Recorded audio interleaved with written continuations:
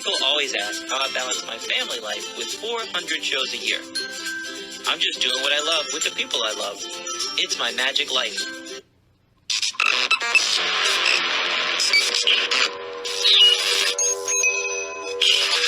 I like Wes Iseli. I like everything about him.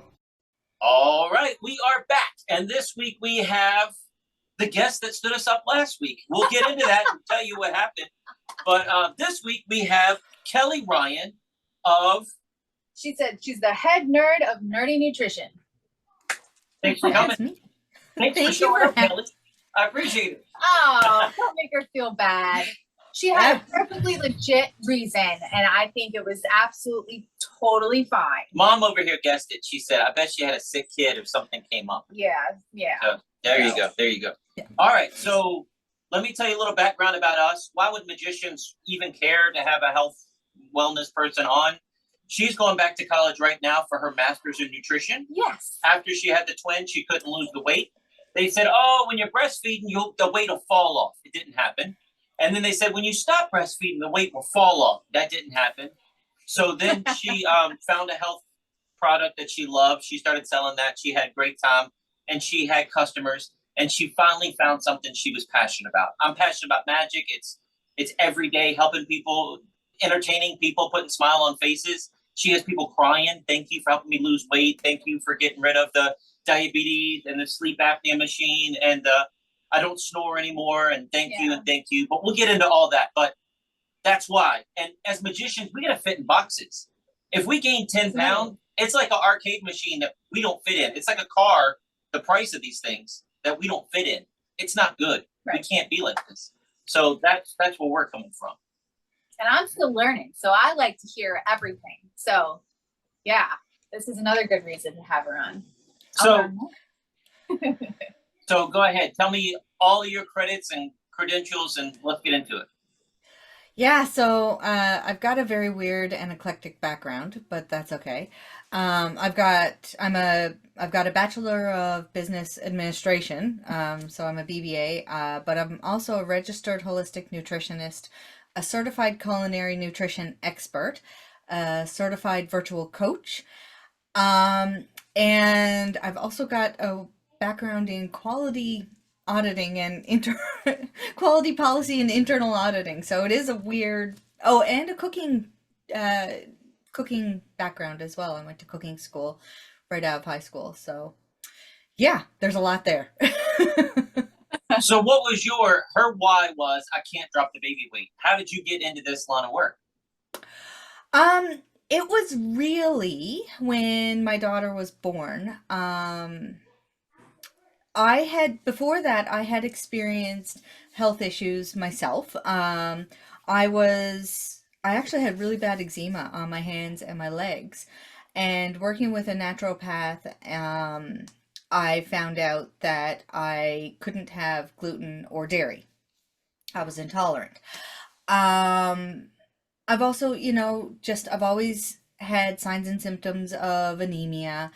And going to doctors and whatever, and they're basically telling me, well, eat better and exercise more. You're not anemic, right? And I'm like, okay, well, I have every single sign and symptom there is, but okay, if you say so.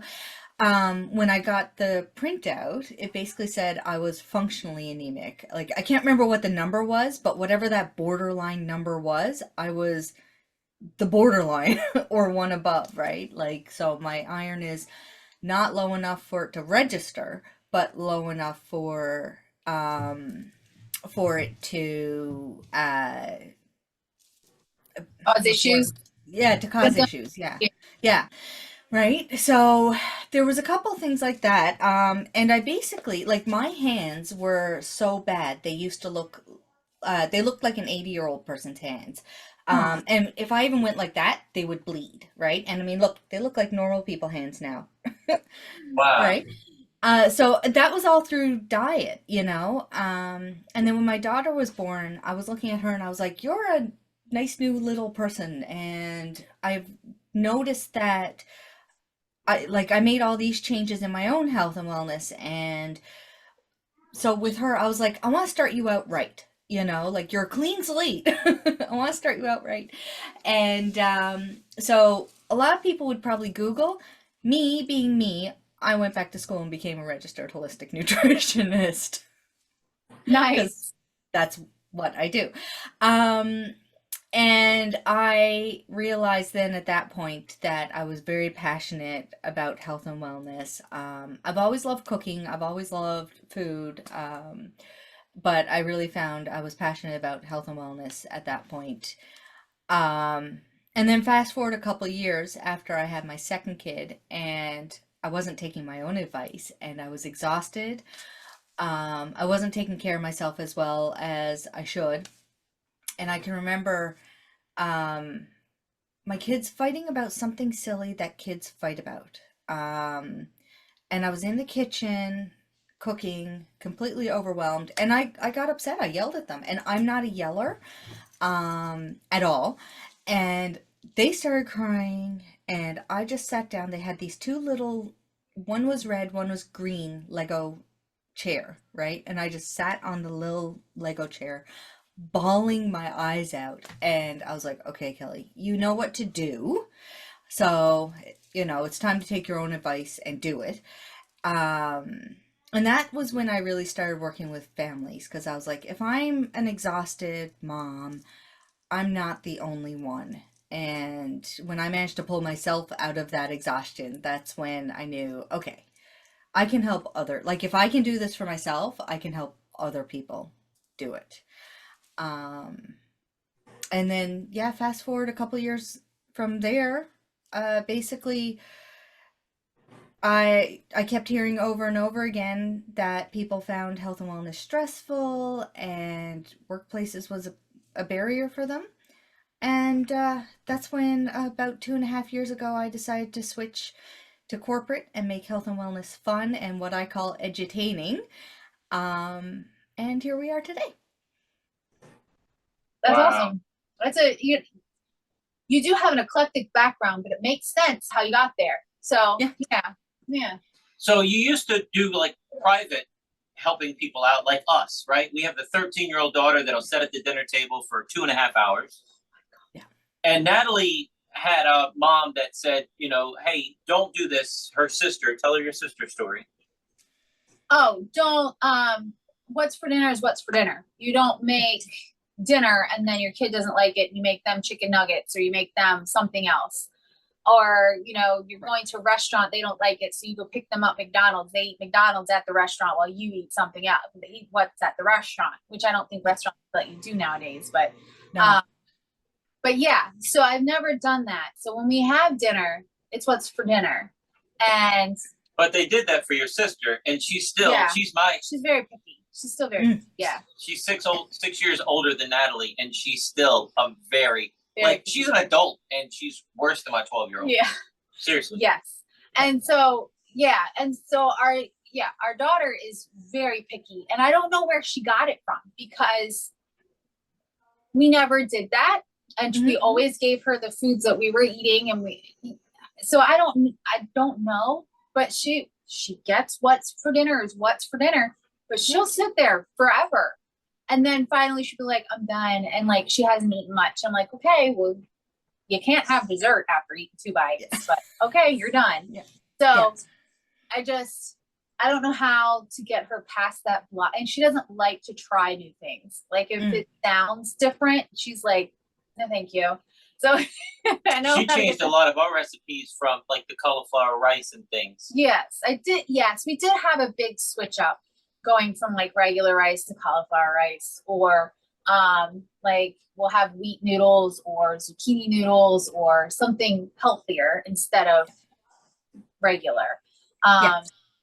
Spaghetti squash is yummy, but she says it's gross, things like that. So And my 4-year-olds just say, ooh, yuck. And then they eat it. And then they eat the entire thing once they take a bite. They eat it all. They have no problem at all. Yeah. That's gross. I'm not eating it. Yeah. And then they scarf it down. Yeah.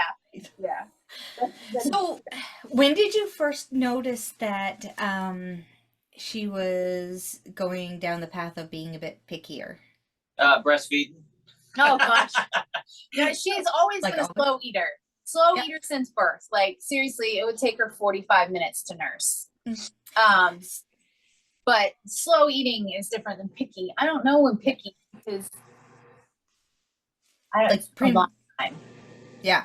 Yeah. So when kids are about between 2 and 4, um, they want independence. Um, but they're 2 to 4, so they can't have independence. So they're going to pick the one thing that they can control, which is what they'll put in their mouth. And that's very normal, and all kids go through it. Uh, and then it's trying to get them out of that, right? Um, and and Yeah. honestly, yeah, but it is like all kids go through that. I've never, even my own kids went through it, right? Where it was the automatic response was, I don't like it, or I don't want it, or whatever, right? And I'm like, you ate it yesterday. Yeah, I don't like it, right? Because that was all they had the mental capacity at the time to say, right? Because they're two. They can't they can't say, well, I really don't feel like it. You know what I mean? So, and a lot of times it's not that they don't like it, it's that they just don't want it, you know? But what I did with my kids, and I've had a lot of clients do, which has worked for them.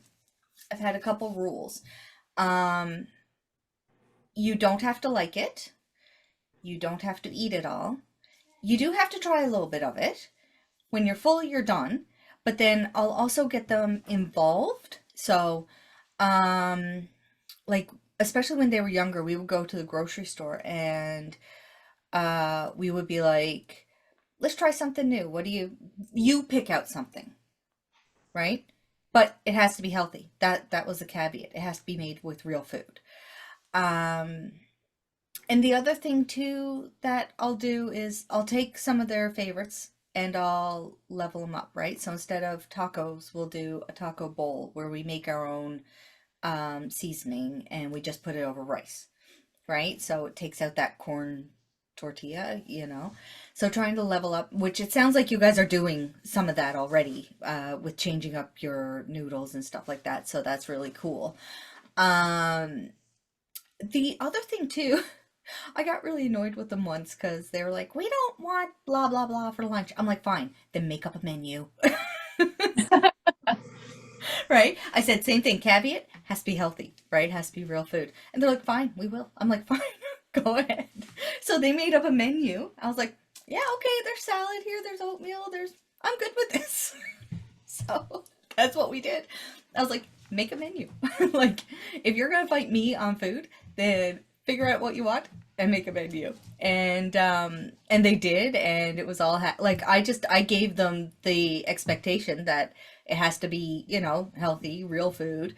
Um, and then yeah, one day a week usually we'll have like a treat night, where yeah, maybe we're making a homemade pizza or something like that, or sometimes it's even frozen pizza because I believe in the 80/20 rule where you got to live a little bit too, right? But yeah, I mean that's really the big things that we've done. I found getting them involved was probably the biggest game changer, where it's like, okay, well then what do you want? Like, what do you want? Now I know sometimes there are people who are legit picky, you know. This kind of works for the 95% of the population that it's more like they just don't feel like it, or they've just gotten in the habit of being picky, and doing these sort of things will still take a bit of time. Like, she's not going to change overnight, but even little things, like I know my little guy never used to like eggs, and now he loves eggs, but it took a long time. It can take kids up to, like, I've heard 10, up to 10 times. It could be up to 50 times before they're open to trying something, but keep putting it in front of them, keep getting them to just taste it, and over time they're usually more open. Now, my daughter, she's 12. She's never liked cucumbers. She still doesn't like cucumbers. She tastes it every time. She goes, I tried it. I'm like, good job. You tried it. Proud of you, you know? I don't like cucumbers. I'm with it. I don't No. like cucumbers. And you know something? If there's a couple things you don't like if there's a couple things, a handful of things they don't like, I'm like, fine, you're not gonna like everything. I hate watermelon, you know? I mean, that's it. Like, I keep trying it, I still hate it, you know? So, but, yeah, as long as she, like, is continuing to try stuff, you know, and put it in, but getting her involved may really help. Right. Are you saying getting involved in cooking? Are you saying when you're making a menu, she actually has to look at the recipes and figure out what to order from the grocery store? We get our stuff delivered to the house. So Nice. she sees mom do it, but I don't think she realizes how much work is involved in that. Yeah, getting her involved, like whether both in cooking as well as the more you can get her involved, the more likely she is to try stuff. You know, because when they're part of the process, when they can help make the decisions, they get that sense of pride then, and it's like, I did that, so I want to try it, you know? And the real fun benefit is the more they get involved and the more they do stuff. Like now, my 12-year-old makes all the granola bars. I don't make them anymore. She makes them. She is starting to get involved with making salads. Um, Sometimes she'll make breakfast for her brother, you know. Um, but we've been cooking together for a number of years now, right? And like, I have a background, like I said, I went to cooking school. So I've taught her, like, this is how you hold a knife. This is how, you know, that sort of thing. But um, none of this happened overnight. This has been 12 years in the making. Right? But yeah, getting her involved with picking out stuff, with ordering the food, looking online and being like, pick something you want to try, just anything, you know? Um, all that can help. It'll take time, but it can help. And the other thing too is we've all sort of said too, like, what do you think something's gonna taste like? Like, it's gonna be good, it's gonna be bad. I mean, we've had things that have been total bombs, and all of us are like, oh, that's horrible. And that's okay too, right? Like, You've had breakfast mom. for, yeah, everybody does, you Yeah. know? There are some recipes that they're just bad recipes, you know? And I always say breakfast for supper is a great fallback. Absolutely. What was that thing you made me that time? It was before kids. Oh, I tried to make Alfredo, but I was trying to make the healthy version of Alfredo, and I think I missed a step somewhere. It can't be that bad, but it traumatized us so bad that I haven't tried it again. Dinner was Yeah. like 2 hours late, and I was starving. And she said, "Do you like it?" I said, "No," but I was said, starving. I Stop kept eating it. I didn't think it was good either. We'll get something else. Like, it's just no, don't eat it. I'll never forget. Yeah, that was awful. Yeah. Yeah, and that happens. And it was probably just the recipe, you know, because sometimes you just get bad recipes that, you know, worked for that person in their house, in their conditions, with their ingredients, you know. But I mean, I've even found, like, if I buy coconut milk, you get some coconut milk that are sweeter, some are more bitter, right? And like, I tried making popsicles once, but I had a more bitter coconut milk, and I didn't know it was. And I'm here, like, I think I ended up throwing them out because they didn't taste like popsicles. They tasted like yogurt, like a bitter yogurt, you know. And I was like, this is not what I'm going for at all, right? And that happens, you know. So yeah, I try it again, but try a different recipe. I like the idea of making our own granola bars. She could do that with the boys. Yeah, Yeah. Do a snack for the road. that would be She'd like that. that'd be great. So go ahead. You had something? Oh no, I was gonna say they're so easy to make. It's just like bananas and dates and oats and whatever you want to put in it. Do They're you so have honey easy. at the binder? No. It just No. sticks together just with the bananas and things. Okay. Yeah. Now we bake it though. But yeah, I've got a recipe somewhere I I can send to you. Cool. Yes, send it to please me, do. and I'll put it in the Facebook group for this episode, so everybody will have it. Yeah. I actually call them Woolly Beast cookies, but I don't make them into little men anymore. I just flatten them out on a cookie sheet and cut them into granola bars. All right, so on your original one sheet, and I'll get to this, let me just tell everybody now. So I have a Facebook podcast group. I put out that I was looking for people, non-magicians, because I interview a lot of magicians, but I like to change things up too, because I'm so focused, laser focused in that world. I love to hear from other people. And it might have been a year or two ago when you reached out, and I kept all of those, because when you send it out in a group of 20,000 people, you'll get 200 people responding. So the ones that look interesting, I'll print them and keep them in a binder. So then I go through it later on, because I can't put that request out, because then you're just leaving everybody on the hook. So I reached out to you. I think your email didn't work anymore because you changed everything. And then I ended up calling you, I think. I was like, no, I really want this lady on the podcast. I'm really trying to get her. So this was the second time trying to get you, because the first time I was like, bad email. I didn't rip it out. For some reason, I saved it. It was meant to be. And you've totally changed your everything. Instead of doing one-on-one and helping families, you help businesses and corporations. And we'll get into that. But on your original one sheet, you had some things that I want to hit on. You had 8 energy zapping supervillains. So what was that all about? I do still have that. That's something. Yeah. So basically, I've changed it a little. I now call it my Superhero Academy. But what we do is I have a live talk called the 8 Health Zapping Supervillains and the superheroes that defeat them. So I have 8 pillars of health and wellness. Okay. It's nutrition, water, sleep, exercise, mindset, stress, hormones, and other.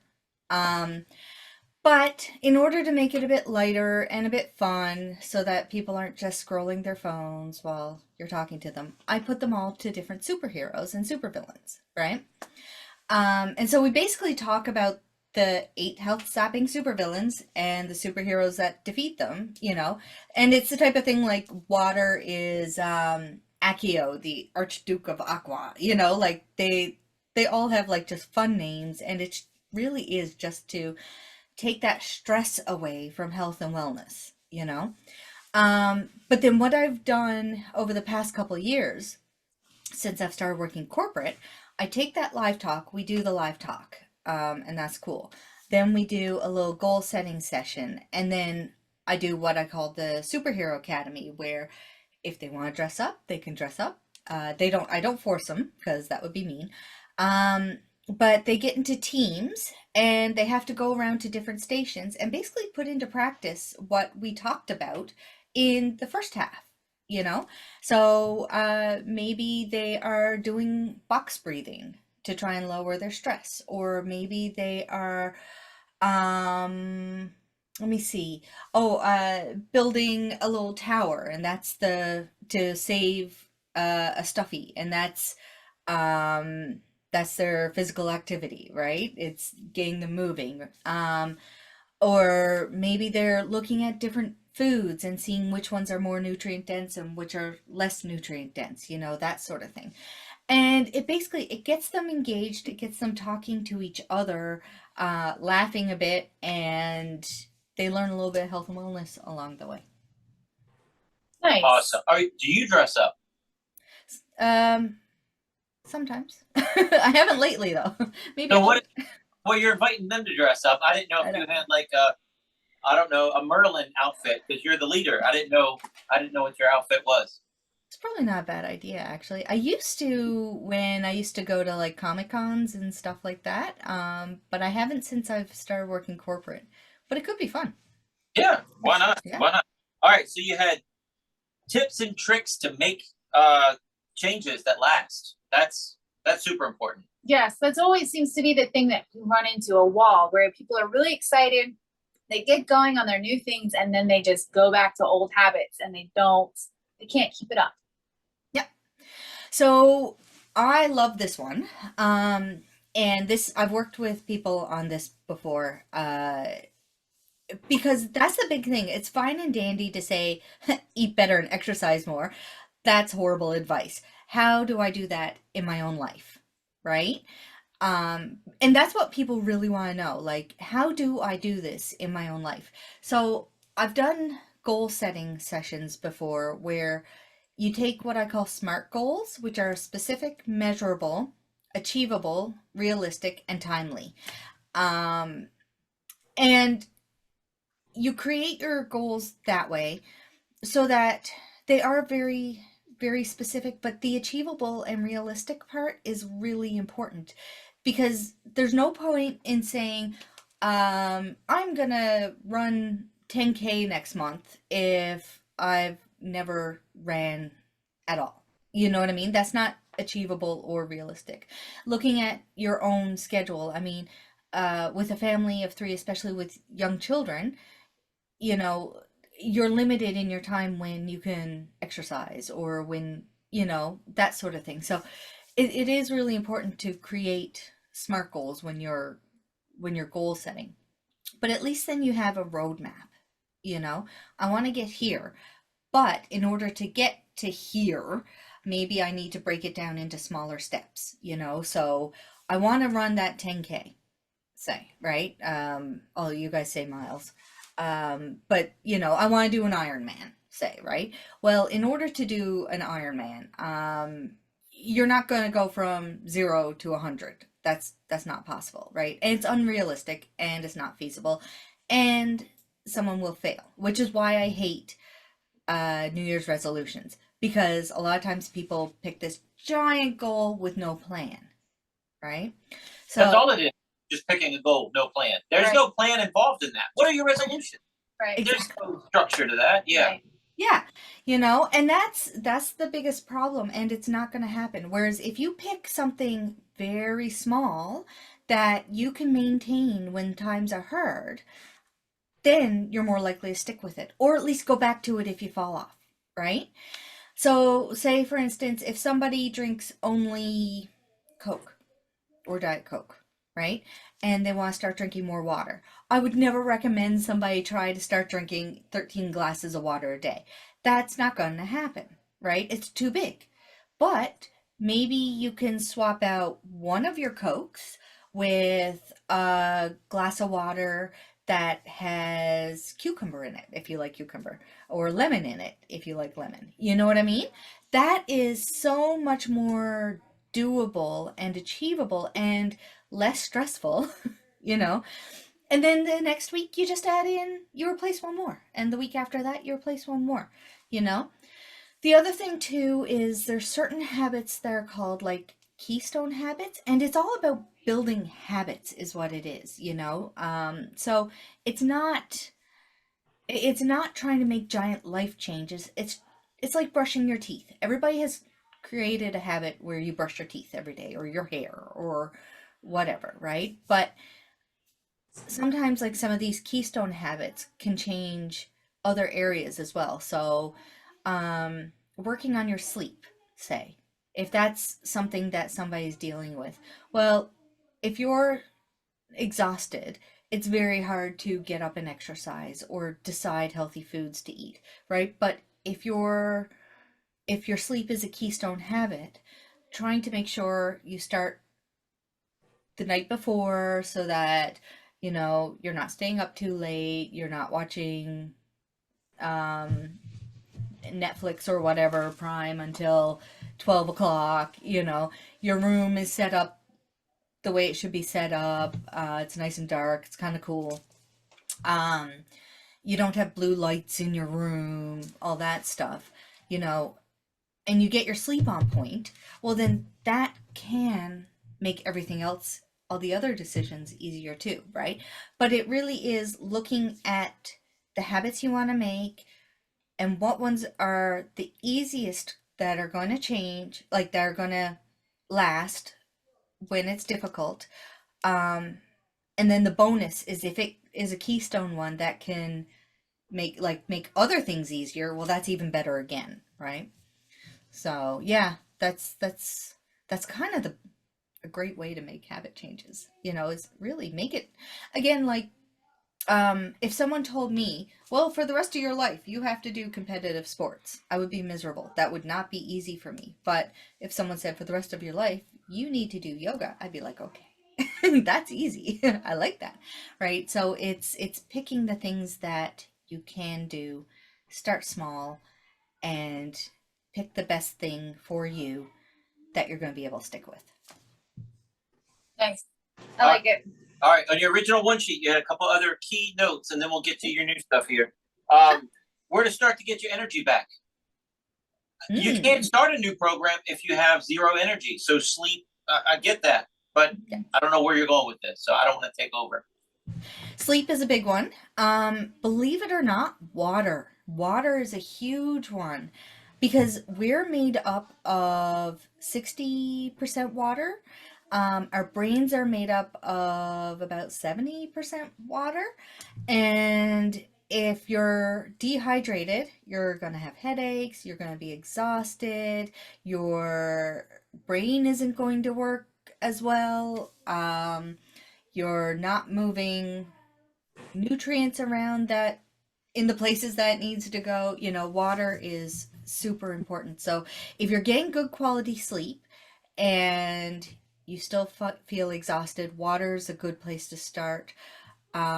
There's also a lot of nutrients, like having a good variety of nutrients is really important, and making sure you're digesting them properly.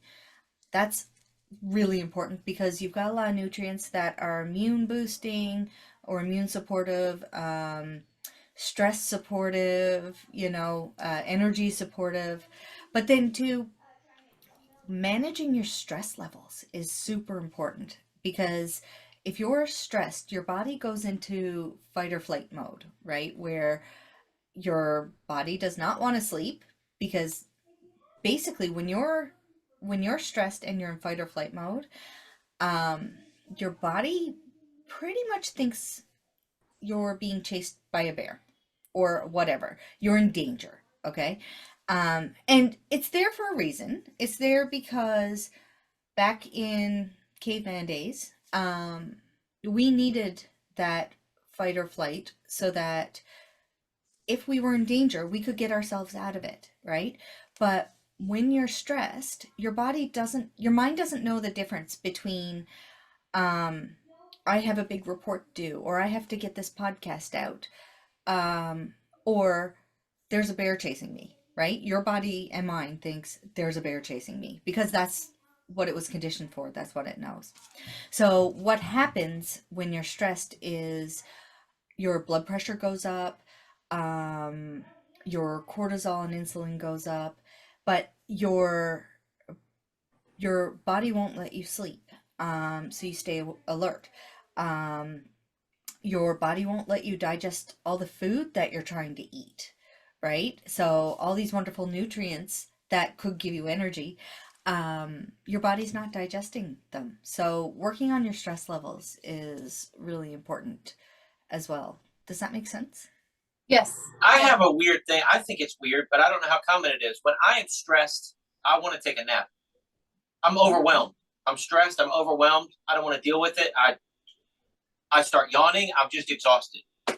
Is that common? That could be. That is when you're starting to get into the overwhelm burnout phase. That's basically your head is just shutting down. Like, I'm not dealing with any of that. Right. I'm done. I'm out, Yeah. So, yeah. Real quick. One more thing about what you just said.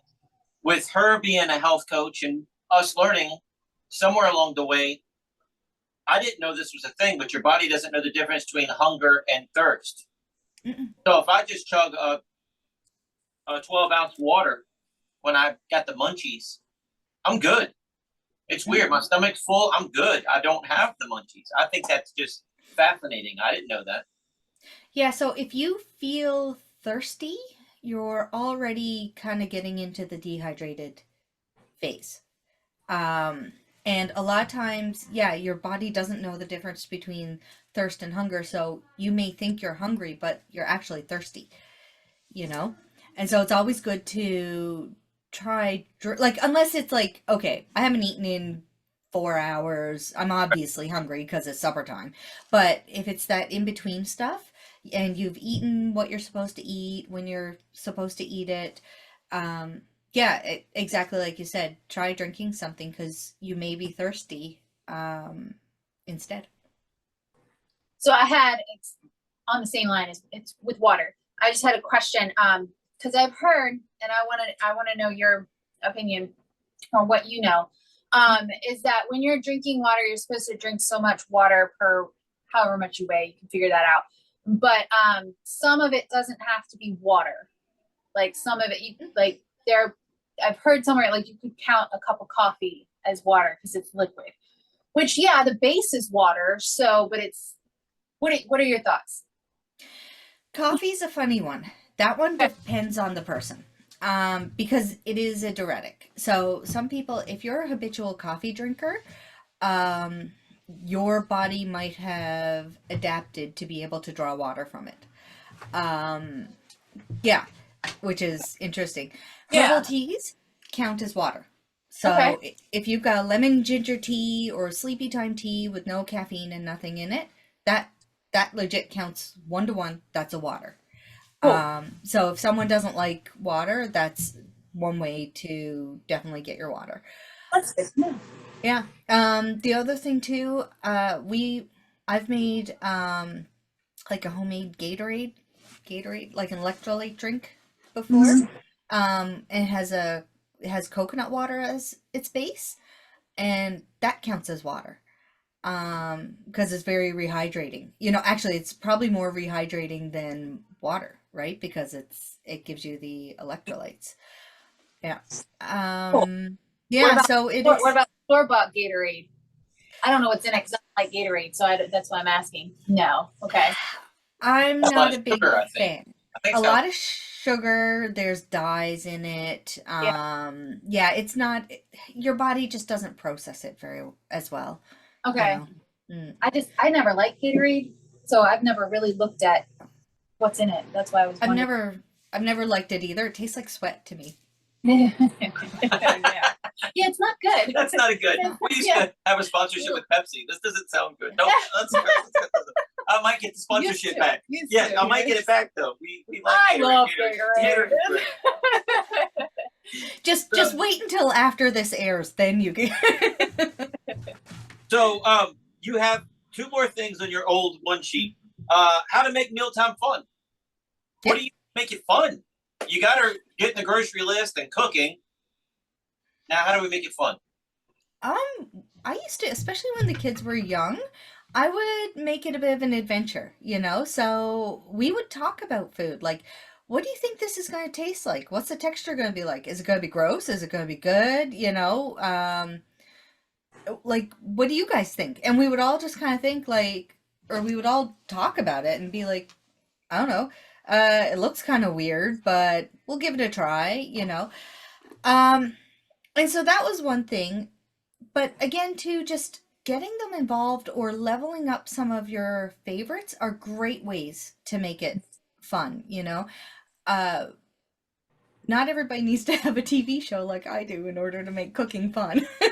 But like we would make things like I would make homemade popsicles, which was just coconut milk, and I think bananas and our favorite fruit or whatever fruit was in season, mangoes or strawberries or whatever, and I think a little bit of lime juice was the other thing I would put in, or lemon juice.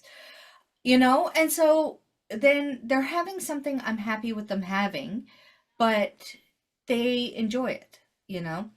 But truly, like getting them involved or leveling up their favorites is a great way to make it fun. I think we were talking about tacos. I mean, tacos are a big thing. A lot of people have Taco Tuesday, but instead of doing taco shells, right, and the packets of seasonings, we just make our own seasoning, which takes literally a half a minute, and then we just put it over rice. So it doesn't really take any longer. But and the kids love it. They're excited. They're always asking for, hey, it's Taco Tuesday. Can we have taco bowls? Um, So I mean, there's stuff that you can do to really level it up so you're happy with it, but they feel like they're having a treat, you know? And besides that, we always sit at the table together, except Fridays. Fridays, we usually sit down and watch a movie or something like that. It's a little bit more relaxed on Fridays.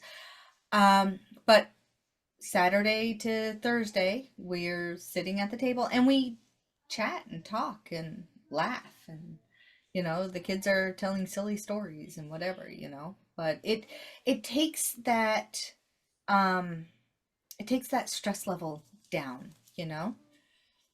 All right, before you go, I need the taco seasoning recipe and the granola bar recipe because Hold we have taco night here. We do, and I use taco seasoning that you buy at the store. And every morning afterwards, we all feel real swollen because it's salty. Very. Yeah. Yeah. Yeah. So Yeah, write that down. thank you. And Was that what you were going to ask? No, Okay, go ahead. hold on, I gotta think about it now. I lost it. Oh, you mentioned making homemade popsicles. Do you have other, like, our kids like dessert? They like something after dinner. What are some dessert options so that they don't get that sugar high and then crash? Because I got 4-year-olds after Yeah. dessert, they are running around the house. Yes. So what are Yeah. some, do you have anything to recommend? we've made a lot of different things, and a lot of these recipes I just Google when I'm like, we want something a little bit sweet, but Healthy. not junk, yeah, but healthy, right? Yeah. And I mean, we've made like a healthier brownie, which Okay. like we've made it with like a black bean base and cocoa and banana and what else? I've made truffles before, like so the little chocolate truffles. Wow. Yeah. Sounds like And there's no way I can make a truffle. they are the easiest thing. The whole thing goes in a mix master, a food processor, and then you just roll it up in your hands and roll it in cocoa powder, and it's done. They are so easy, and they've got. Go ahead. They've got dates as a base. Yeah, we use a lot of dates, bananas. This is the type of thing where I would not be able to get my daughter involved. If I told her, hey, here's some brownies and it has a black bean base, she wouldn't even try it. So you know what I mean? So I'd have to make it and be like, I made brownies. I just tell her to try the new recipe. Be honest, Yeah. I'm trying something new. Yeah. I don't know if I could even do that because she'll look at me and be like, why is it new, Mom? Is it healthy? Like She's been tricked before. Yeah, she does that like for every meal. What do we have? Mom, we have spaghetti. What kind of spaghetti, Mom? It's like, does it have the squash, zucchini squash? noodle Yeah. spaghetti or like good spaghetti? So Yeah. Those Yeah. on the high. Yeah, and we've done some that they didn't have like a processed flour in them. But I think it was just like cocoa, banana, egg. I can't remember what else. I know I've seen them too. You can make them with like quinoa, which that ups the protein value, which is nice. So like We've never used quinoa. Yeah. Yeah. it's it's very bland, but it absorbs the flavor of whatever you're cooking it in. But it's got the most protein of any grain. So if you're looking to up your protein, quinoa is great. Okay. All right, tell everybody about your television show. You hinted at it, but I want to know about your television show. So a few years ago, I wanted to get on TV, and I asked if I could just be on this talk show with our local our local station, and they looked into what I was doing, and they were like, "How badly do you want to get on this talk show? What do you think about having your own cooking show instead?" I was like, "Yes, please." Yeah. So they threw the idea at me of doing a cooking show with my kids. And it was called Nerd Mom's Kitchen Adventures, where we basically just make easy, healthy recipes. Got the kids involved. They were a very integral part of it, but we put a little story to it just to make it fun. Where we're saving, I don't know, some little character, and the recipe was sort of the catalyst for saving the character. So it was a very loose story. Wow. Wow. Yeah. So But it sounds fun. Yeah. I mean, it sounds fun, and like it would be really encouraging to get the family together and do that. Yeah. and the kids Yeah. must love being on television as well. I and know, being- right? Oh, they loved it. They did. They absolutely loved it, and it really was. It was just a fun little project that we did, and 2 seasons have aired on Rogers TV, which is our so local. I just blanked in the middle of that question. Hold on. I have it. Daggone it. Did you cook out of your own house, or did you go to the studio to do it? That's what the question was. No, I did it at my own house, and I filmed it and edited it myself. Oh wow. Yeah. Been there. It was a yeah. Been It's there. a lot. All right. So your new stuff, working with these corporations and everything. Natalie's looking over the new one sheet you sent us, and she was like, "Whoa, a murder mystery wellness event? That How sounds cool. awesome." Yeah, that sounds fun. I've always loved like the murder mystery idea, and I've only been able to go to one, but it was like it wasn't a nutrition one. It was murder mystery dinner, and you remember? It was pretty bad. Yeah. Oh. The acting was like third graders. I was kind of disappointed, but I don't want to give up on it. I want to try again, but that's why I'm like, this is awesome. That's so cool. Yeah, so it's a lot of fun. I've done a few of those. That's one of my newer services now, where what we do is I don't make people the suspects, I make them the detectives. So the suspects they're basically given the suspects, but the way that I integrate the health and wellness is I make them work for their clues. If you want a clue, you're gonna do box breathing, or you're gonna do you're gonna go and do some chair yoga stretches, or try a smoothie. So yeah, one that I did the other night, I had them trying smoothies, I had them trying herbal teas. They did chair stretches, they talked about things they were grateful for, they talked about how to improve their sleep, and so again, it's a lot of these very practical things, like what is something now that you can integrate into your own life? What can you take from this and integrate into your own life? But it's all around, it's all being set through a murder mystery party. So I've done 2 different stories so far. One was called Retreat and Regret, where the owner of this retreat company dies, and you basically have to use all the clues to discover how she died. The other one was called Dead Weight, and it was the director of the wellness department in a large company was drinking his smoothie, and his smoothie was poisoned, right? And but again, to get all of your clues, you need to do health and wellness activities. So it's Hey, the smoothie for a clue. 100%. No, the smoothie is not I was poisoned. a little hesitant. That's great. No, I love it. I think that's an amazing idea, and how fun, and it gets everybody involved. That's great. I love it. And the other one, superhero theme wellness. How does that go? So that's what we were talking about earlier with the Superhero Academy, where we start out with, yeah. And the next thing that I'm ruminating in my head, but so far I only have a name, is instead of lunch and learns, I think I might do lunch and laughs. So try and just make, your typical lunch and learn where people are scrolling through their phones, bored. Make it more entertaining or edutaining. That's my word, is edutaining, so they get a bit of health and wellness, but they have fun doing it. That's awesome. Nice. Yeah. So, I mean, you got so much going on. You have your fingers in all these different pies. What's going to happen in the next 5 years? Where do you see yourself in the next 5 years? Whew. In the next 5 years, I just basically want to keep growing. You know, I've got a good base now, but I want to keep growing. I would like to expand a bit more internationally, and I'd like to start hiring people. Right now, I'm solopreneuring it, so yeah. And where are you based out of?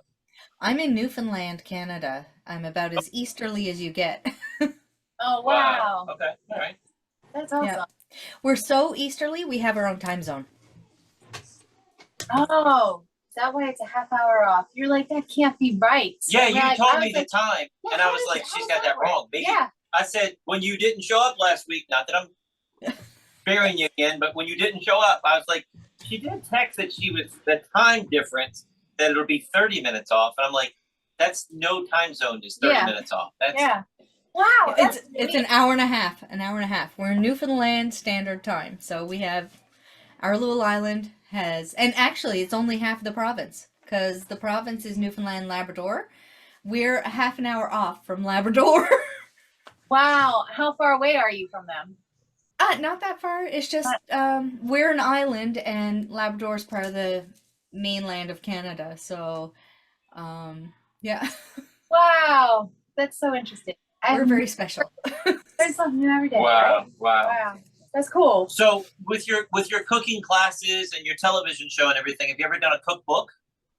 Not yet. That's something that's on my radar to do. I just have to, that's probably in the 5 year plan. I'd like to do a cookbook. I just need to figure out how I want to do it because I don't want to do your standard cookbook. I want to do something fun, engaging, you know, so that it falls under my quirky, nerdy personality, right? When it comes out, you gotta let us know because I'm gonna want to get one. I'll be Yes. one of your first customers. I love it. You can put on the pre-order. Yeah, exactly. So Natalie used to tell me a story, and we have an extra neighbor that does it for our parties. She's not allowed to have soda at all, and she drank it. She's only a 9-year-old girl at the time. She drank a whole 2-liter soda by herself, and she was jacked because it's a gosh, party. yeah. Have And- fun, Yeah. kid. I don't Come care. over, sleep over, and so parents not here. So and we didn't know the rules till later. And yeah, chugging it. But you had a kid that you grew up with that did the same thing. Yeah, it was kind of like it was so strict at home that when she left home, it was like free for all. And I was like, oh dear. Yeah. And she went from this stick of a girl and gained a ton of weight. And I felt so bad for her. But yeah. And so it's like there needs to be a fine balance, like your 80-20 rule. There needs to be a fine balance. Like, yes, we're going to be healthy, but here, yeah, have a donut, you know, Yeah. like it's a special here, have a donut. It's, you know, this is our Yeah. 20%, you know? So yeah. But yeah, the freshman hard. 15 is a real thing. I don't think everybody's eating that well at home. It's just you're on your own and you don't know what you're doing. 100%, you know, and it's really, that's why it's really good to start trying to teach them stuff now, you know, but how to make decisions as well, you know, and yeah, it is the 80-20 rule. Like, I never would tell one of my clients, don't go out, you know, and see friends because you're on this eating plan or whatever. Because the fact is like, we're human beings, and if I hate talking about COVID, but if COVID taught us anything, it's that we do need people. We need to be around people. We need community. It's a very important part of your lifestyle, right? But it's just important of doing things intentionally and how you build it into your lifestyle, you know? So, I mean, like, if you're going to a friend's house for their birthday, of course you're going to have a piece of birthday cake, right? But maybe you bring a salad with you so that you've got a healthy option that you know you're having, or you know that, you know, something 80 or 90% of the time I'm doing well. I'm going to go out and enjoy this night and I'm not worrying about it, right? And it's the same with kids. Like I said, Friday nights, it's our treat night. It's our junk night, you know? And sometimes we're leveling it up and we're making a homemade pizza, but there are times when they're like, can we have a frozen pizza, right? It's like, fine. Like, you guys eat so well all the time. I'm not gonna balk about you having frozen pizza once in a while. You know what I mean? Yeah. Right? It's just, like, you've got to live and enjoy life too, right? Like, you can't be so strict because and this took me a long time to realize myself, you know, because I was a lot stricter when the kids were younger. And over time it's like, yeah, that doesn't work, because it's true, as soon as they go to, like, what are they never going to be able to go to a kid's birthday party because I don't want to eat pizza? You know, that's not realistic. Right? It's back to the realistic. So how do you encourage people? Because I've had this before where they do so well, and then they go out and they're like, okay, yeah, I'm gonna have that slice of cake, and then the next day they're like, oh, that slice of cake tastes, so I'm gonna make myself pancakes for breakfast with syrup, and then it just goes downhill, and they can't get themselves back on track. What I that have that issue? I like that question. I encourage a no 2 day rule. So you went out, you enjoyed it today. That's great. It does not bleed into tomorrow, right? Right. So no 2 days in a row, basically, right? The other thing too is sometimes people almost need permission to, okay, you know something, I messed up, I'm having a tough time. Right? It's like, well, okay, let's talk about it. Sometimes you need to do a total reset where it's like, okay, we're starting back at one. What's one thing you can change? But then once you've already been in that mode, when you make that first change again, all the other changes start to sort of fall into place again, you know? It's really interesting. But yeah, I find trying to think of, like, okay, I'm making a decision, right? I'm making the decision to go out and enjoy this night, and I'm gonna have that piece of cake, and tomorrow's just another day.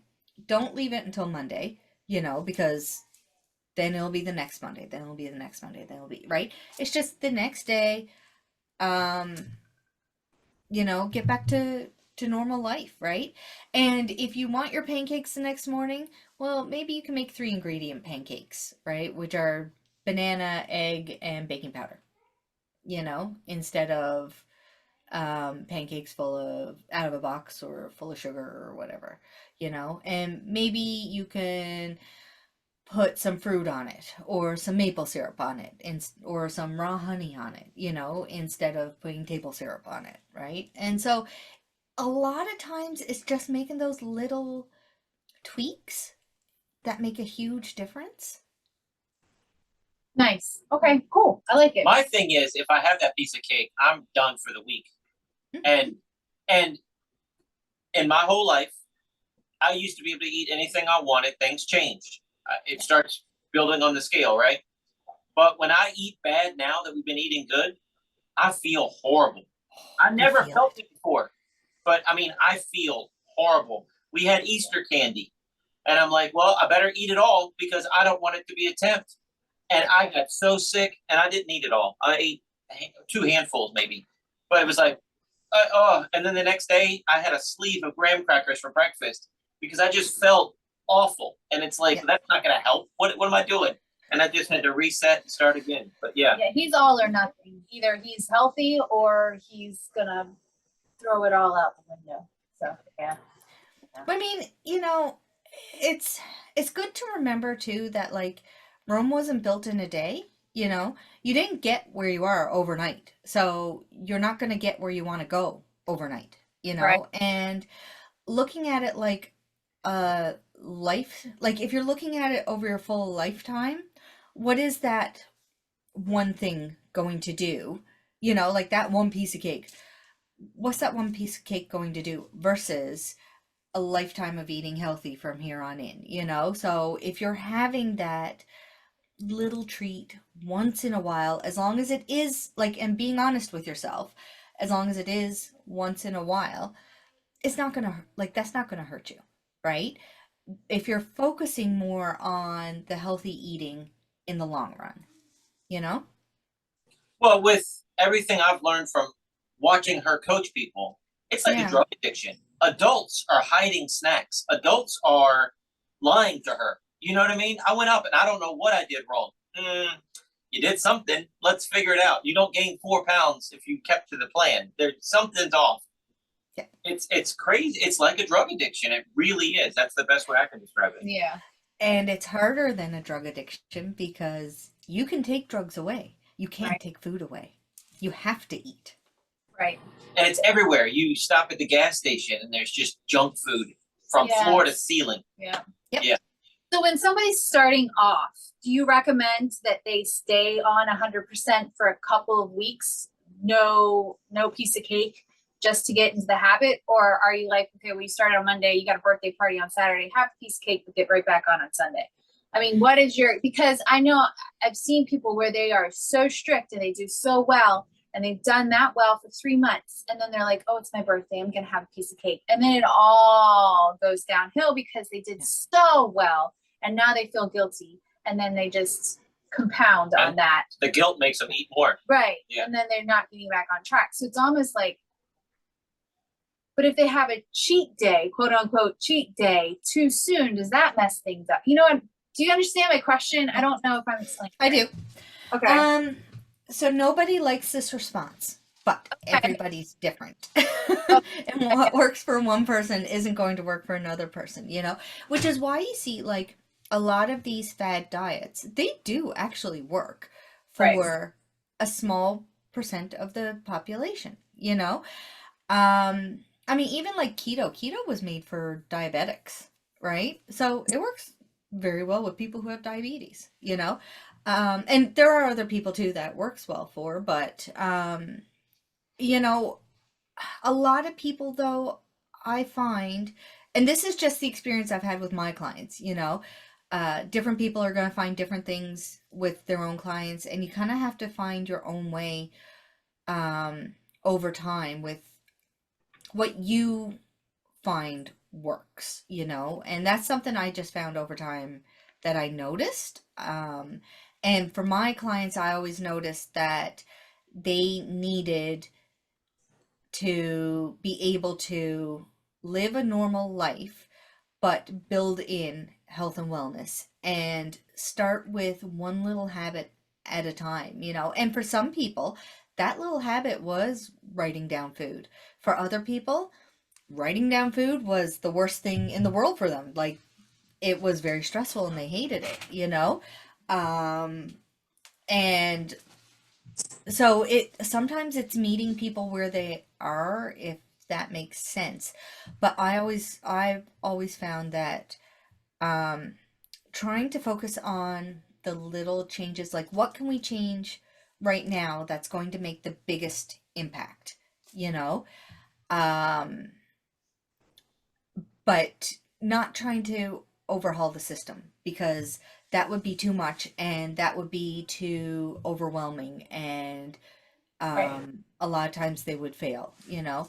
Whereas I found if we were picking one thing or one or two small things and making that an ingrained habit, then other things would fall into place a lot easier, you know. And we would talk, like we would be like, okay, so what have you got coming up this week? Oh, it's your sister's birthday. Okay, so what is your plan for this? And I would involve them a lot of times in the decision making process, right? Like, okay, so your plan is you want to have a couple glasses of wine, but you are going to drink water in between. That sounds great. You know, it's better than what you were doing before. So, Right.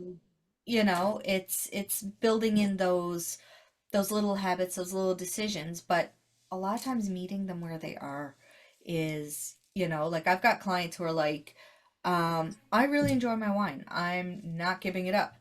Okay, well, can you cut it down to just the weekends? No, you can't. You want your glass of wine every night, but you're gonna cut it from 2 glasses to one. Okay, we'll start there. Sounds great. You know?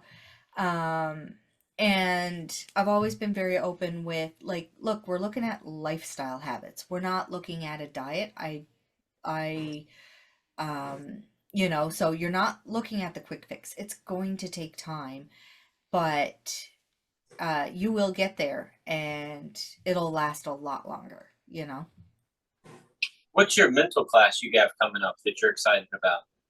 I don't know the name of it, but they're going into the psychology of from what I understand from the little blurb, it's like the psychology of working with people and helping them with their nutrition and everything as well. So yeah, I'm excited about that one. That's exciting because trying to get into why are they falling into these old habits and things. So yeah, Yeah. just but it doesn't. Well, the body doesn't like change, right? Like back in the olden days, change usually meant a bad thing, right? And so we don't like change. We like being comfortable, which is why it's easy to get back into old habits, you know. A good book, I'm reading a book now called The Power of Habit by Charles Duhigg, Duhigg, and that really goes into habit change and, you know, how you can start doing things to help make little habits, right? Because the thing is it takes, well, everybody's different, but it can take, I think, 6 to 9 weeks for a habit to be ingrained, you know? And I saw someone once, they drew like a habit curve, you know? And it's like you start out in the first couple of days, it's like, oh, I feel so good. This is a great idea. And then like the next 3 weeks, it's like, oh crap, why the hell did I do that? You know? Yeah. Until it becomes a habit. And then it's like brushing your teeth. Then it's easy. You do it every day. It's, you know, it's part of your life. But yeah, and I find too, just linking something back to somebody's why do you want this, you know, and having a good solid why. Like saying, oh, I just want to lose weight, that's not a good solid why. Saying I want to be able to walk through an airport and carry my own luggage when I'm 85 years old with my grandkids, that's a pretty good why. Yeah. Right? Yeah. Girl, you were awesome. Thank you. This was well worth the wait. Yes. Thank you. Yeah. Thank you. Thank you. I This enjoyed was this great. very much. Tell everybody your website, Instagram, all of that. Yeah, so I'm big on LinkedIn, and I'm just Kelly R. Ryan on LinkedIn. And my website is nerdynutrition.ca. I am kind of on LinkedIn or Instagram, and I think it's just Nerdy Nutrition, but I'm not there very often. And one more time for promote your television show where people can find it. Yeah, so just Google Rogers TV in St. John's, and it's called Nerd Mom's Kitchen Adventures. Actually, I think you can Google Nerd Mom's Kitchen Adventures. That's Sweet. awesome. Thank you for being on here. The only thing left we have to say is see you next week. Check us out online at wesisley.com and patreon.com/Wes_Isley for behind-the-scenes videos, blooper videos, never-before-seen footage, discounts on merchandise, magic trick tutorials, and more. That's Wes Iseli, spelled Wesiseli.